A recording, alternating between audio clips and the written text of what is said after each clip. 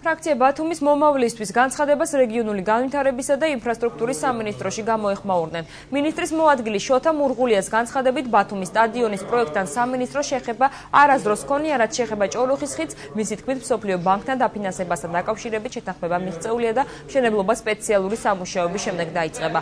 მურღულიამ განმარტა, რომ გარემოზე ზემოქმედების კვლევის ჩატარების გარეშე ხიდის აშენება დაუშვებელია. მინისტრის მოადგილის განცხადებით ნაპირსამაგრის სამუშაოები სანაპიროს 7 კილომეტრიან მონაკვეთზე ჩატარდება. გამომდინარე იქედან, რომ ოქროსქვიშა პროექტის ღირებულება ზრდის, სანაპიროზე მისი დაყრა არ მოხდება.